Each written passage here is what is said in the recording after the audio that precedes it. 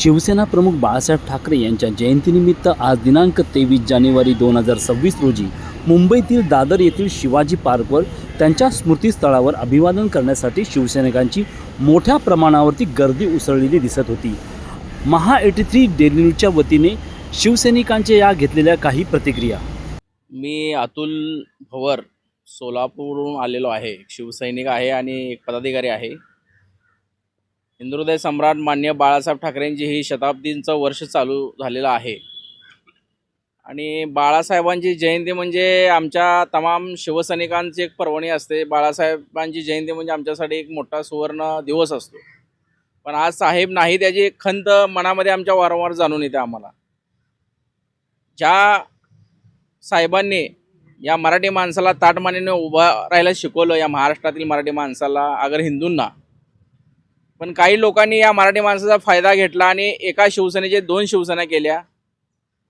मराठी माणसाच्या पाठीत वार आणि खंजीर खुपसण्याचं काम काही लोकांनी केलं आणि आमच्या पक्षातील गद्दारांनी केलं। जर साहेब असले असते तर त्यांना खूप दुःख झालं असतं, पण साहेब असले असते तर त्यांना तेवढी हिंमतही झाली नसती शिवसेनेच्या पाठीत खंजीर खुपसण्याची। पण आमचा वाघ आज या हिंदुस्थानमध्ये आणि याच्यामध्ये हयात जरी नसले तरी आमच्या हृदयामध्ये बाळासाहेब जिवंत आहेत। प्रत्येक शिवसैनिकांच्या हृदयामध्ये बाळासाहेब जिवंत आहेत आणि शिवसेना संपून पाहणारे अनेक भारतीय जनता पार्टी असतील आणि इतर पक्षाचे पण असतील, पण त्यांना सांगतो, जोपर्यंत तळागाळातला शिवसैनिक जिवंत आहे तोपर्यंत तुमचे स्वप्न पूर्ण होणार नाहीत। शिवसेना ही वाढतच जाणार आहे। जरी तुम्ही 2 तुकडे जरी आमच्या शिवसेनेचे केले असले तरी निष्ठावंत शिवसैनिक जागेवरून हलणार नाही आणि तो मरेपर्यंत बाळासाहेब आणि मातोश्रीशी एकनिष्ठ राहणार। माझं नाव शशिकांत तुकाराम कदम। मी इथे माहीमलाच राहतो, शिवाजी पार्कला। काय आठवणी आहेत बाळासाहेबांच्या तुमच्याबद्दल? मी शाळेत ज्यावेळेला होतो ज्यावेळेला शिवसेनेची नगरपालिकेची पहिली निवडणूक झाली त्यावेळेला मी प्रवादीला राहत होतो। तिथून जे कार्ड भरायला सुरुवात केली त्या आजपर्यंत मी शिवसेनेच्या बरोबरच आहे। मी प्रवादीला होतो, नंतर इकडे आलो। तिथे असताना मी गटप्रमुख होतो, उपसेवाप्रमुख होतो। साहेबांना भेटायला आम्ही दररोज शिवाजी पार्कला शनावूनला जायचो। 5च्या नंतर ते 8 वाजेपर्यंत असायचो। 8 वाजता खाली उतरून मग आम्ही घरी जायचो।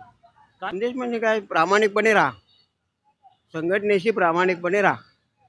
कोणी काही आमिष दाखवते, कोणी काय खायला देऊ दे, कोणी काय प्यायला देऊ दे, कोणी काय वापरायला देऊ दे, त्याच्याकडे बघू नका।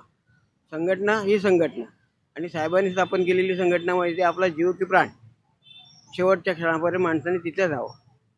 बेडकासारख्या इकडे तिकडे उड्या मारू नयेत, एवढंच सांगणार। पक्षाला मी हे सांगेल, कारण त्यांचं जे काही अस्तित्व किंवा जे योगदान या महाराष्ट्रासाठी राहिलेलं आहे ते माझ्यासारख्या एका सामान्य शिवसैनिकांनी शब्दात मावेल याच्या पलीकडे आहे। आणि एक बाल शिवसैनिकापासून आज आता या वयाची शिवसैनिक झालेली आहे, अशी माझ्यासोबत त्यांचे छान आठवणी आहेत माझ्या लहानपणची, जेव्हा ते परभणीला आले होते। आणि आता 2012 पासून मी मुंबईत आहे।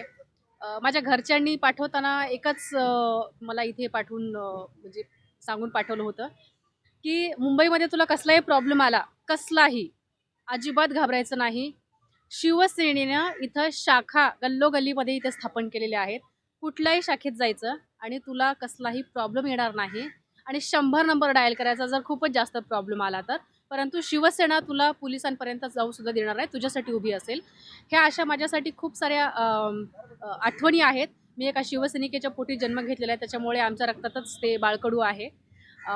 खूप साऱ्या आठवणी आहेत, सगळ्या सोशल मीडियावरती किंवा काय त्यांच्या भाषणातून आम्हाला प्रेरणा मिळालेली आहे आणि आयुष्याच्या शेवटपर्यंत त्यांच्यापासून प्रेरणा मिळेल आणि लढण्याचं बळ मिळेल, हीच आजच्या दिवशी मी सदिच्छा व्यक्त करते। मी मराठवाड्याची आहे, त्यामुळे आमची थोडी तिकडेच कल असतो मराठवाड्याच्या भाषेकडचा।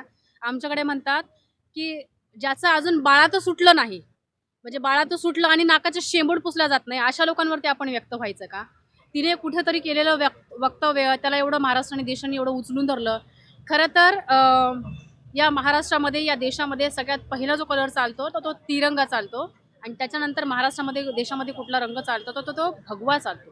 त्याच्यामुळे कोणीतरी बालिश वक्तव्य केलं तर त्याला एवढं गांभीर्याने घ्यायची गरज नव्हती। आणि मुंब्रा काय फक्त एका पर्टिक्युलर जातीचा, समुदायाचा तो भाग नाही आहे। मुळात महाराष्ट्रात किंवा देशातच कुठलाही एका जातीचा किंवा एका धर्माचा हा देश नाही आहे. इथे तमाम जाती धर्माची लोकं आहेत आणि त्यामुळे कोणीतरी बालिश वक्तव्य केलं त्याला आपण एवढं महत्त्व द्यायचं नाही असं मला वाटतं.